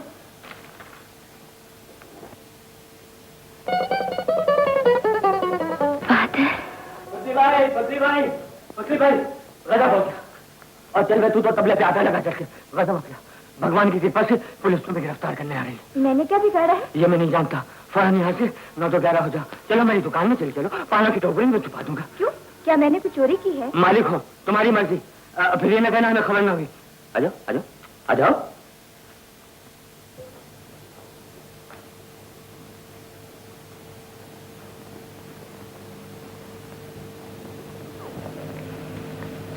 ये चमनलाल क्या कह रहा था? कह रहा था पुलिस मुझे पकड़ने आ रही है। हाय, मैं मर गई। पुतली बाई, तुम्हारी गिरफ्तारी के वारंट लेकर आया हूँ। मैंने क्या जुर्म किया है? तुम पर हुकूमत के खिलाफ सरगर्मियों में हिस्सा लेने का इल्जाम है। हमें मालूम हुआ है कि तुमने एक मफरूर तालिब इल्म को अपने घर में पनाह दी थी और तुम बागियों की तरफदार हो। हुकूमत को तुमसे खतरा है। ये आप क्या कह रहे हैं थानेदार साहब? अंग्रेजी राज में तो सूरज नहीं डूबता। इतनी बड़ी हुकूमत को एक मामूली तवाय से खतरा पैदा हो गया। मैं ये कुछ नहीं जानता।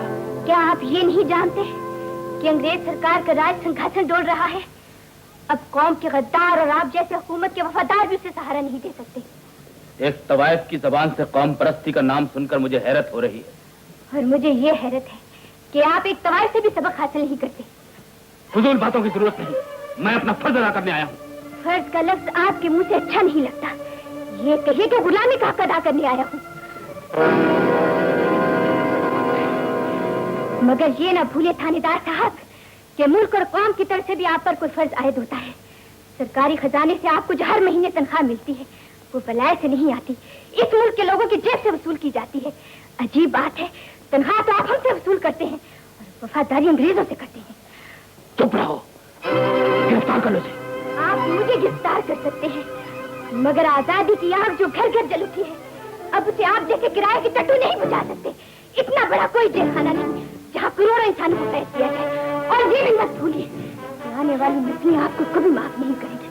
लोग आपसे नफरत करेंगे, कहेंगे ये है वो मादरे वतन का गद्दार जिसने माँ का दूध गैरों के हाल बेच दिया, अपने वतन की आबरू का सौदा कर लिया। अब बात बंद करो, ले चलो इसे। मेरी बच्ची को छोड़ दो, खुदा के लिए इस पर रहम करो, इसने कुछ नहीं किया। चुप रहो मागे, आजादी भीख में नहीं मिलती, चली जाती है।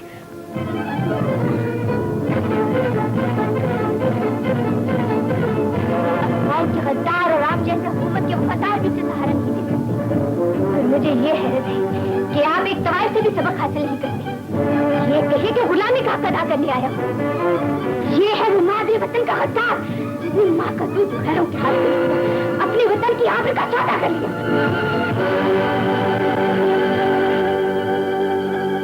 साथी, हर वो मौत जो आजादी का तसव्वुर लेकर ना आए, बेवक्त मौत होती है। डूबते सूरज की आखिरी शुआओं में अगर सफर करने वाले को मंजिल का धुंधला सा निशान भी मिल जाए तो सूरज की मौत शर्मिंदगी की मौत नहीं होती। ये सब बातें हमारी समझ से ऊंची हैं लीडर। आप हमें रास्ता दिखाते जाएं, मंजिल तक पहुंचना हमारा काम है। आप बढ़ते रहें, मंजिल का सुराग आपको मिलता रहेगा। सरदार, पुतली को पुलिस ने गिरफ्तार कर लिया है। पुतली को गिरफ्तार कर लिया है? उस पर एक बागी तालिब इल्म को पनाह देने का इल्जाम है। हुकूमत का कहना है कि पुतली बागियों से मिली हुई है। कहते हैं कि उस पर मुकदमा चलाया जाएगा और उसे बहुत सख्त सजा दी जाएगी। ऐसा कभी नहीं होगा।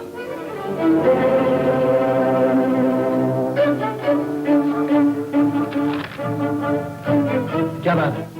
कौन हो तुम? बादल। बादल डाकू? डाकू नहीं, बागी। खबरदार कोई हरकत ना करना। क्या चाहते हो? आजादी, फिलहाल पुतली की आजादी। अपने सिपाहियों से कहो पुतली को ले आए, जल्दी करो। All right.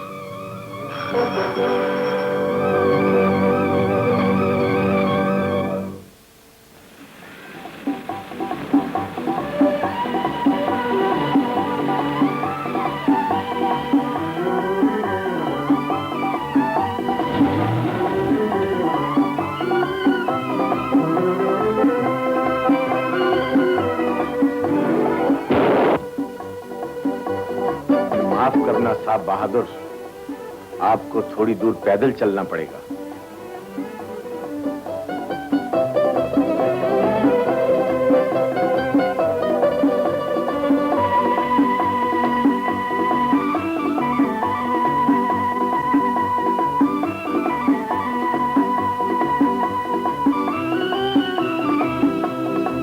यहां से हमारे रास्ते जुदा होते हैं पुतली। मैं बागी जरूर हूं, लेकिन बदनाम भी हूं। तुम बागी हो मगर खूबसूरत भी हो, यहाँ से जिस रास्ते पर चल दोगी, कोई ऐसा आदमी जरूर पालोगी जिससे मोहब्बत कर सको। वो तुम्हें हर खतरे से बचा लेगा। वो आदमी तो मैंने चुन लिया है बादल। मैं तुम्हें इस इंतखाब की मुबारकबाद देता हूँ पुतली। अगर जुर्रत हो तो उससे इतना जरूर कहना कि अगर बादल डाकू ना होता तो पुतली सिर्फ बादल को अपना साथी चुनती।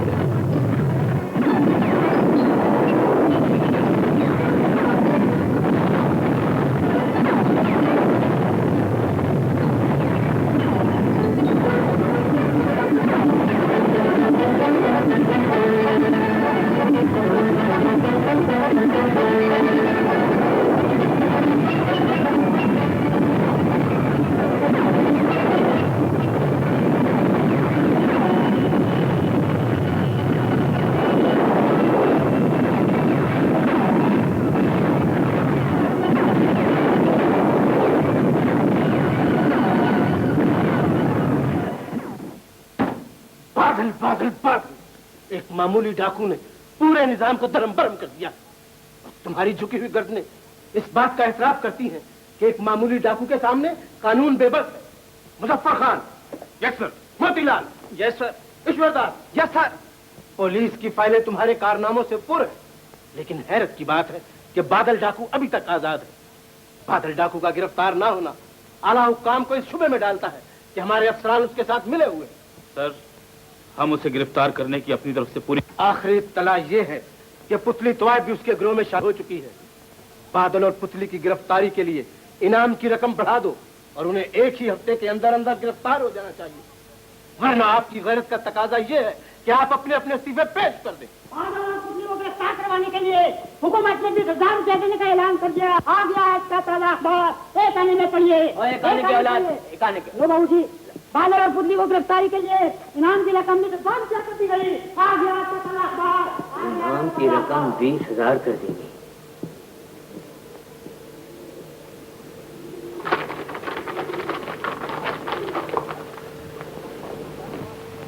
चमनलाल, तुम बादल को गिरफ्तार करवा सकते हो? हजूर, आप जिसे चाहें गिरफ्तार करा दूं, मगर एक शर्त, सिर्फ आपके इस गुलाम को मिलने चाहिए। रकम तुम्ही को मिलेगी चमनलाल।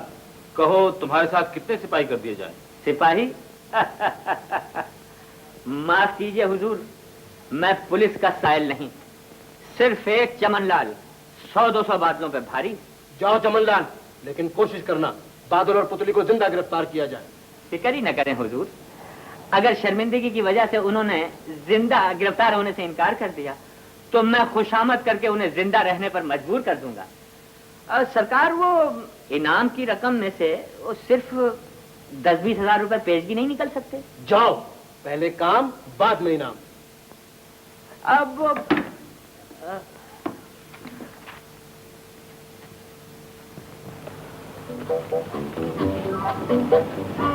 पुतली, मैं मौत के कदमों के निशान ढूंढ फिरता था, लेकिन मौत न मिली। तुम मिल गई और तुमने मुझे जिंदा रहने पर मजबूर कर दिया। जिंदगी जिंदा रहने के लिए है बादल। लेकिन बादल को ये कहने का हक कौन देगा? मायूस क्यों? मायूस नहीं, लोगों की नजर में अब तक डाकू हूं। लेकिन तुम इस रास्ते पर अपनी खुशी से तो नहीं आए थे। समाज, सरकार और उसका बनाया हुआ कानून तो ऐसा नहीं सोचता। तुम परवाह क्यों करते हो? मेरी आंखों से देखो, मेरे दिल से सोचो। मैं इन सबसे बड़ी एक ताकत को जानती हूँ। उसके पास आंखें हैं जिनमें रहम है, दिल है जो माफ करना जानता है।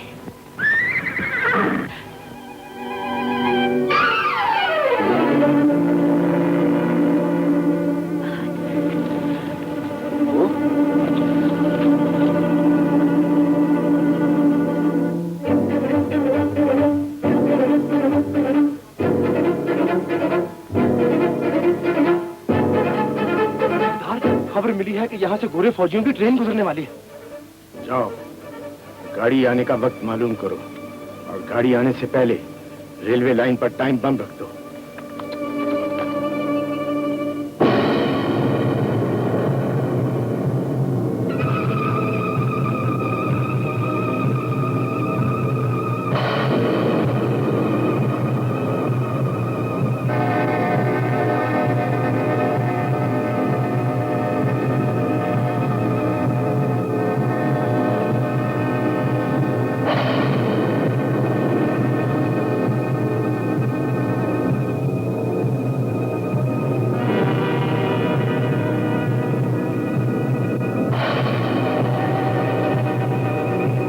भाई वाह, मजा आ गया। काफी कीमती मालूम होती है, शायद कोई बेवकूफ ट्रेन में से फेंक गया। क्या है?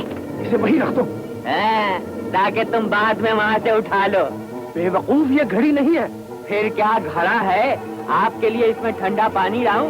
मैं कहता हूँ उसे वहीं रख दो वरना गोली मार दूंगा। ज्यादा टैं नहीं करो, नहीं मैं अभी सीधा हवालात में ले जाके बंद कर दूंगा। तो तुम सीधी तरह से नहीं मानोगे? अच्छा, ले लो देता हूँ। चलो आधी आधी करे लेते हैं।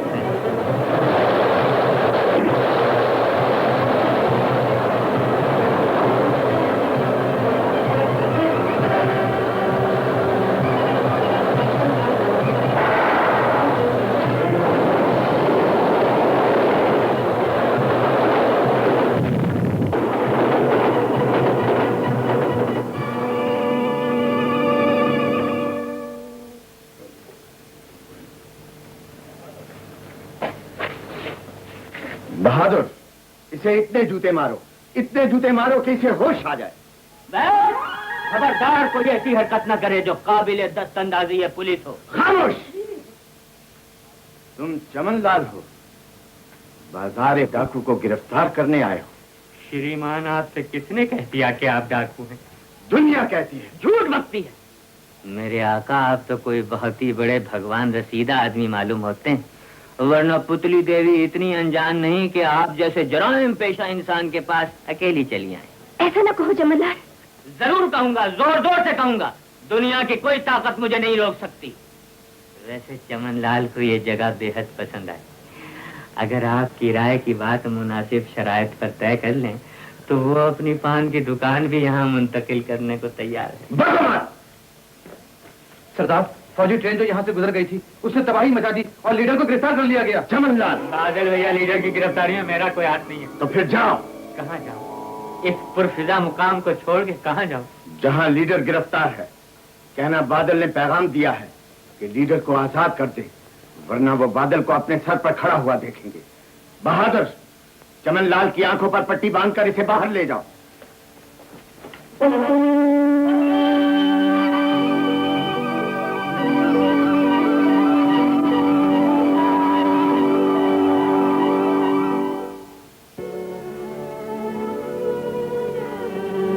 तुम मुझसे नाराज हो, मेरी आवाज तुम्हें पसंद नहीं। मैं कहता हूं तुम में देने वाला कोई नहीं, सब लेने वाले हैं, इसलिए अपना हक हमें छीनना पड़ेगा। आजादी का ख्वाब दीवाने का ख्वाब है। तुम्हें उसी जिंदगी को कबूल करना होगा जो तुम गुजारते रहे हो, वरना गलियों में बिखरी हुई लाशें तुम्हारी मौत की रुसवाई का तमाशा बन जाएंगी। हम दीवाने मौत से नहीं डरते। अगर सूली तुम्हारे पास है तो जिस्म हमारे पास है। तुम जिस्म को सूली पर लटका दो, मगर हमारे मुतालबे का गला नहीं घोंट सकोगे। सूलियों पे लटके हुए हमारे जिस्मों से कतरा कतरा लहू जमीन पे टपकेगा तो जमीन का चप्पा चप्पा आजादी का मुतालबा बन जाएगा। इंस्पेक्टर मुजफ्फर खान, इसे ले जाकर बंद कर दो।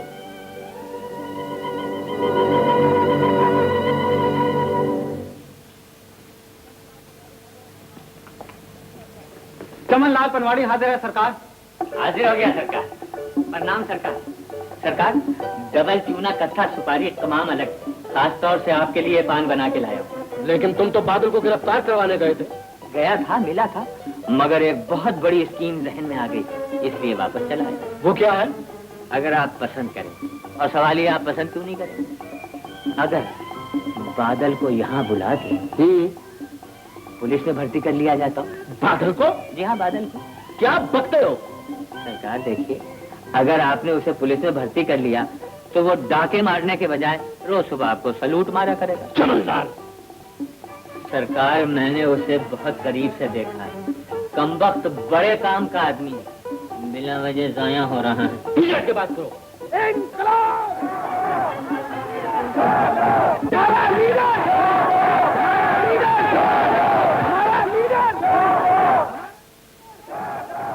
आ गए।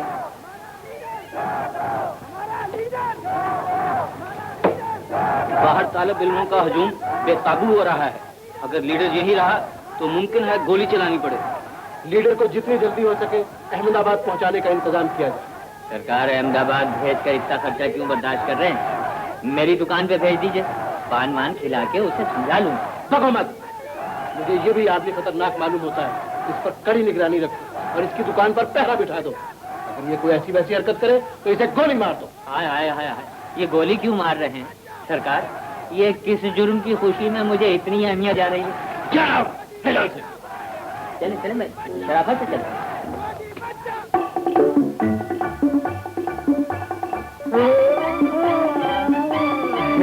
संतरी साहब, आप तो खामखा मजाक करते हैं। बकवास बंद करो। सरकार, इतनी देर में तो दो कातिल भी साथ बैठ जाएं तो दोस्त हो जाते हैं। मैं कहता हूँ चुपके रहो वरना गोली मार दूंगा। गोली मार के तो खामखा गोली को ही शर्मिंदा करोगे।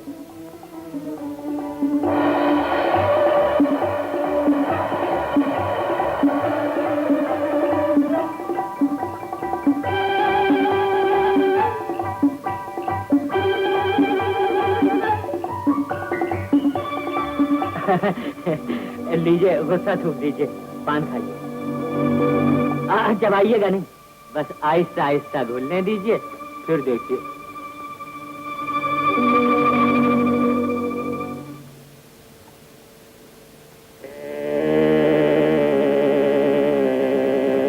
भैया, मौका वारदात का नक्शा तुम खुद देख लो। बादल को मेरी तरफ से कहना कि तुम्हारे यार चमन लाल की नकलो हरकत और सियासी गुफ्तगू पर पहरे बिठा दिए गए। लीडर को कल यहाँ से अहमदाबाद ले जाया जाएगा। बस अब तुम जाओ, थोड़े कहे को बहुत समझो, क्योंकि मौसूफ की आंख खुलने का वक्त हो गया।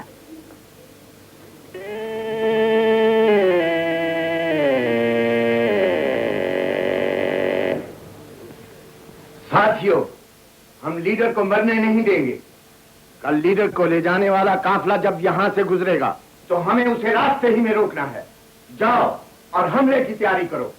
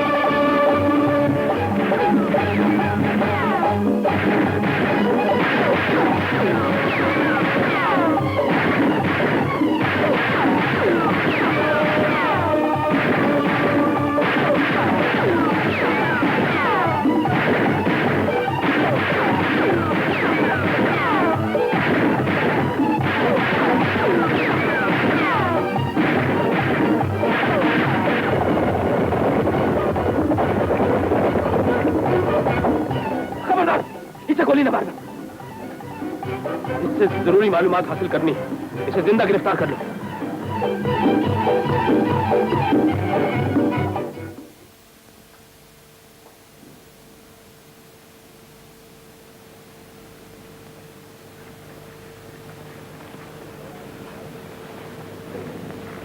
पुतली तवायफ हाजिर है कमिश्नर साहब। मुझे तवाइफ नहीं, इनकलाबी कहो।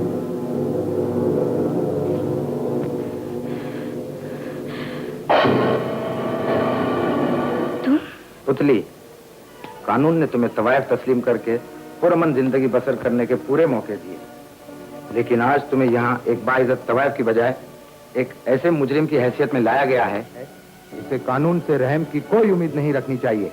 कमिश्नर, तुम्हारा कानून मुझे मुजरिम कहता है और तुम्हें शायद जज, लेकिन तुम क्या हो ये तुम्हारे कानून से ज्यादा मैं जानती हूँ, क्योंकि जिस वक्त मुझ पर तुम्हारे कमरे का दरवाजा बंद हुआ था उस वक्त तुम्हारा कानून किताबों में बंद था। लेकिन किससे कहूँ कि मैं किसी को पाक कहने गई तो मुझे तवाइफ का नाम दिया, मैं अपने गुनाहों का कफारा अदा करने निकली तो मुझे मुजरिम ठहराया, और जब अपने जुर्म की सजा सुनी आई तो मेरी ही इज्जत लूटने वाले को मेरा जज मुकर्रर किया। मैं यहाँ इंसाफ मांगने नहीं आई कमिश्नर, इंसाफ हमें तुमसे कैसे मिल सकता है, इसलिए कि लुटेरे तुम हो, कातिल तुम हो, और जब हम हक को इंसाफ मांगने उठे हैं तो बर्सर इख्तिदार भी तुम हो। लेकिन ये इख्तिदार नहीं कमिश्नर, तुम बारूद के कैसे ढेर पर खड़े हो जिसके सीने से उठा हुआ एक धमाका किसी वक्त भी तुम्हारे पैर से उड़ा सकता है। पुतली, अपने सारे साथियों का पता बता दो और वादा करो कि अपने पेशे की तरफ लौट जाओगी तो हम तुम्हें कानून से माफी दिलवा देंगे। तुम मुझसे इंसानियत नहीं, एक ऐसे कानून के लहजे में बात कर रहे हो जिसके बनाने वाले तुम हो। आजादी में जाने दो कमिश्नर, मुझे यकीन है फिर एक नया कानून लाएगा, एक ऐसा कानून जो औरत को औरत बनकर जिंदा रहने का हक देगा, तवाइफ बनकर जिंदा रहने का मशवरा नहीं। जज्बाती ना बनो तवाइफ। मैं जज्बाती नहीं, तुम सौदागर हो कमिश्नर। एक दिन तुम्हारे सामने एक बेटी का बाप खड़ा था, तुमने उसे जागीर देने का वादा किया और बेटी की इज्जत ले ली। आज तुम्हारे सामने पुतली खड़ी है, वो तुम्हें बताना चाहती कमिश्नर, कल तुम्हारे हाथ एक बाप बिक सकता था, आज तुम एक तवाइफ को नहीं खरीद सकते। मेरे सामने शोर मचाने से कुछ नहीं होगा कमिश्नर, अगर तुम्हारे पास आवाज है तो उसे अपने आकाओं के कान तक पहुंचा दो, उनसे कह दो हमारा वतन छोड़ दे और तुम्हें वापस बुला ले। मैं वादा करती हूँ कमिश्नर, आजादी मिल गई तो मैं अपनी लूटी हुई इज्जत को भूल जाऊंगी। इंस्पेक्टर, ले जाओ इसे, मैं इसके लिए कानून से सजाए मौत की सिफारिश।